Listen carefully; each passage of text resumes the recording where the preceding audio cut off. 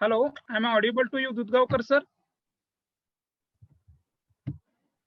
So Dudgaonkar sir, phone law.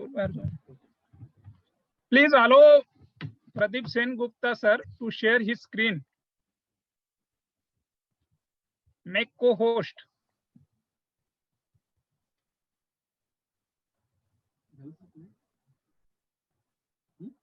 No.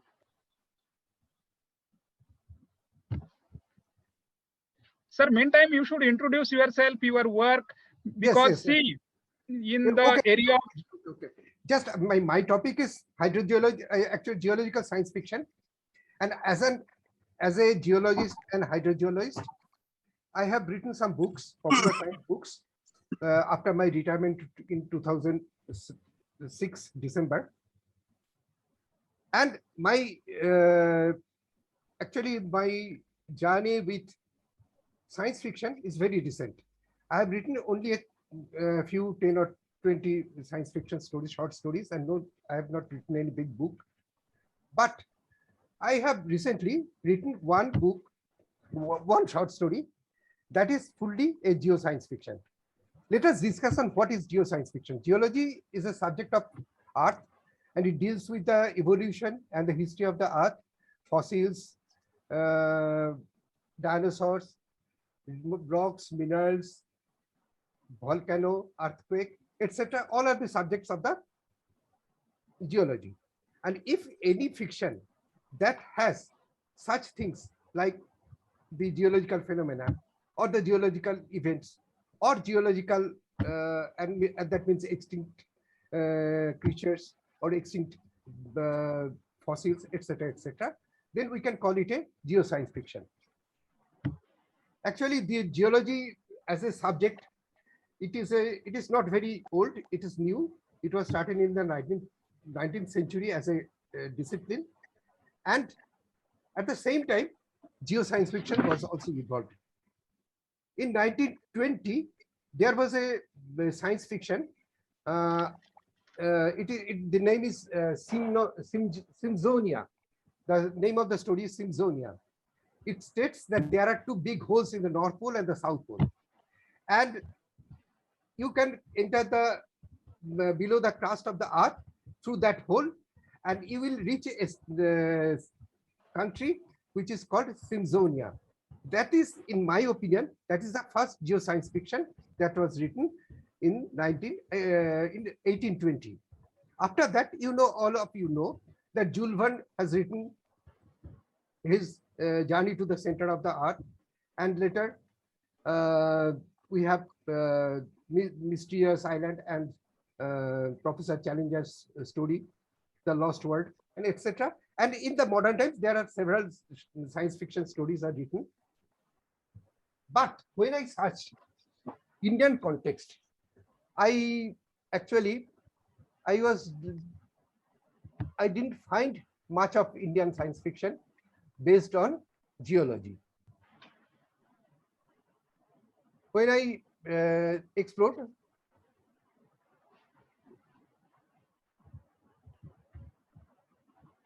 Indian science fiction, a good number of science fiction is being written in India. That is true. But excellent science fiction also written in Hindi. Among them, the story Himprolay. I could mention that written by John Vishnu Nadekar. co-host केलेला आहे पण ते आपल्याला बदलताच येईना ना. हां. Yeah, it's visible. Now it is accessible to you to share the screen, sir, please.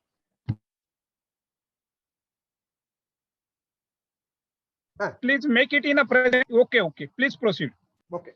And geoscience fiction, as I have already mentioned, that geoscience fiction features such events, phenomenon or troubles that have some geological reason or background, or say encounters with prehistoric creatures, journey to the interior of the Earth, meteorite impact on climate change, etc. And the interior of the Earth, the evolution of life, fossils, rocks, minerals, maps, meteors, and rocks, planets, and the outer world, etc. are popular themes which geoscience fiction can be built upon. But geoscience fictions can also be interdisciplinary. It can be a geoscience fiction, geology mixed with genetics. That is, we know that the Jurassic Park, it has partly it is a geological and partly it's bioengineering. And the storyline can be combination of geology with other subjects of science and also with politics and sociology. So if we proceed, we can say a fiction, a geoscience fiction, if there are phenomenal events in the history of the earth, that is paleoclimate change, transition to geological time scale, ancient flood, mass extinction. Ancient flood means there are evidences of ancient floods. There are Zancan flood and several other floods which has happened in several millions years ago. And about the interior of the earth, the tectonic movements as it is disaster, mountain building. And there are also phenomena that are happening that is the Rift Valley of the Africa, evolution of life and fossils, encounter with prehistoric animals, meteorite impact, mineral extraction, exploration, management of natural resources, water management, and climate change. These are the popular things that can be incorporated in a geological science fiction.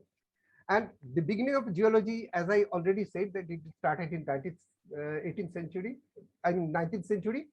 And Simsonia, as I have already mentioned, that this story by Adam Seaborn, it says that there are two big holes here and there in the North Pole and the South Pole. And Simsonia is a country, is a land that is under the crust of the earth. And here are three very popular geoscience fictions: A Journey to the Center of the Earth, and a story by John Jacob Astor that is about the damming of the Arctic Ocean and adjustment of the actual tilt of the Earth. These two stories have the same theme. That is the journey to the other worlds, and the Jules Verne's The Purchase of the North Pole. Both have the same theme, that the adjusting the actual tilt of the planet Earth. Next, there are several such science fictions which deals with prehistoric life, prehistoric creatures. The earthquake, that is a phenomenon, and geological adventure with horror. That is Lovecraft's At the Mountain of Madness. In this particular story, I mentioned that it's a very good geological story, and it throughout the story, starting from the beginning, geology is present in every page, every movement, every chapter, and in everything there is geology. And in 21st century, we find science fictions are more political and concerned to social and environmental changes. The Broken Earth trilogy, written by N.K. Jemisin, focuses on geology and conceptualized system called orogeny, which collects energy from the geological forces inside the earth. And Crystal Singer, written by Anne Metcalf, is a story of amalgamation of music with geology and conflict between the mining industry and the suffering people. And prehistory also present in the 21st century science fictions: Cretaceous Dawn, the Mammoth trilogy, and The Inheritors. These are the story of how Homo sapiens were wiped Neanderthals from the face of the world. And these are the themes that are actually constructing the modern geoscience fiction. I also mentioned two geoscience fiction. One is Earth. It is 1990 science fiction by American writer David Brin. And it is based in Canada, and where a black hole, which has been lost in Earth's interior, it was an artificially created black hole, and it could destroy the Earth if it is not salvaged in the right time. And God, Monster, and the Lucky Peach is a book. It has time machine and also water resource management. To understand the water resource management of the Mesopotamian era, the protagonist rides a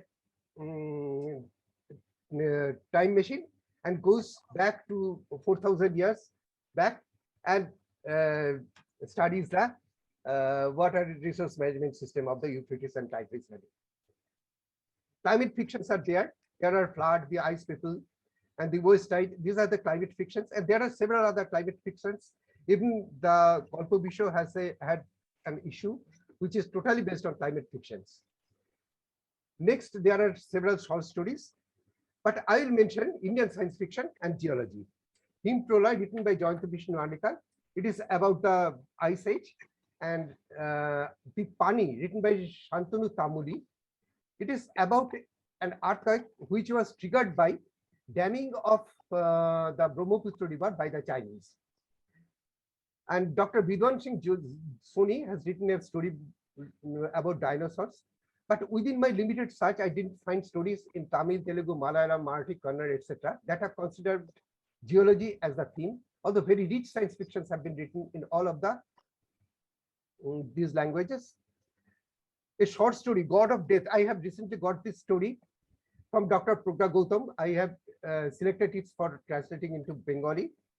Has a touch of geology. She compared two landscapes between the Martian landscape and the Atacama Desert landscape.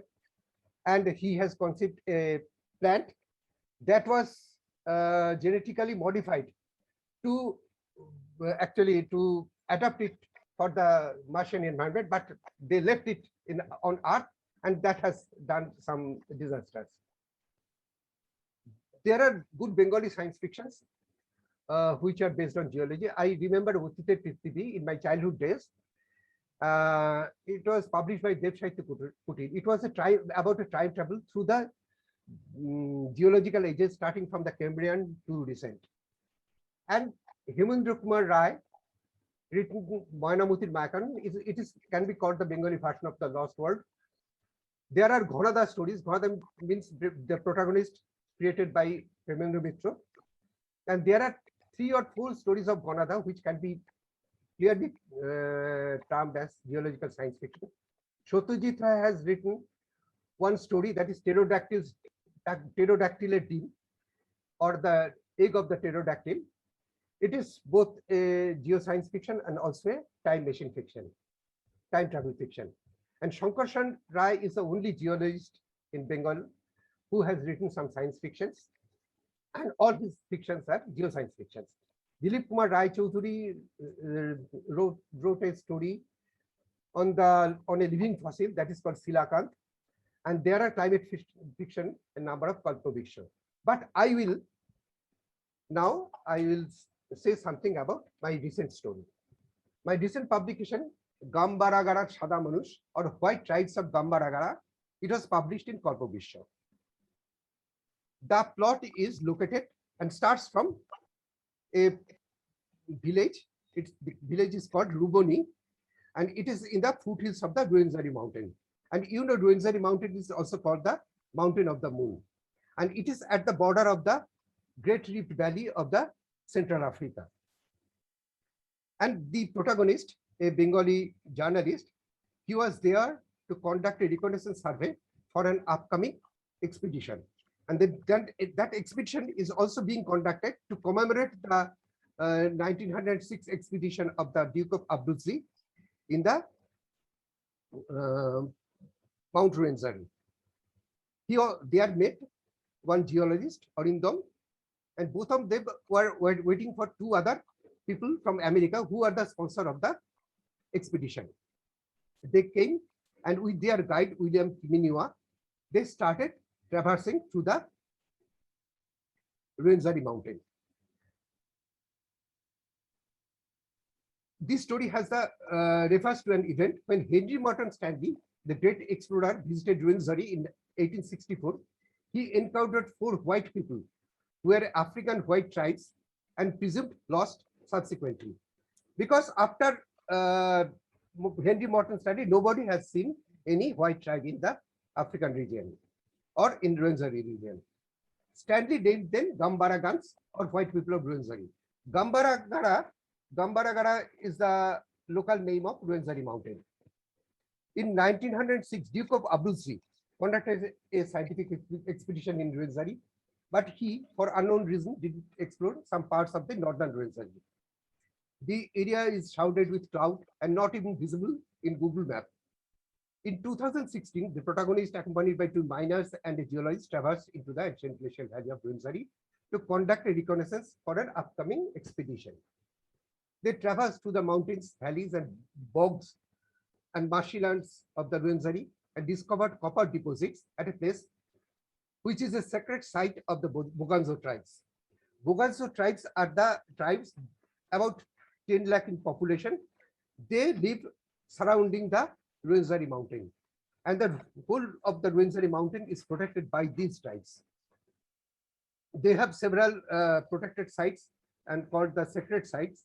And Kiminua He is also a protector of a special secret site, which is also called Charocha Muesi, or the land of the moon, Charocha Muesi. So Kiminua and Bukans, along with Kiminua, they crossed the bog and came very close to a cliff where from several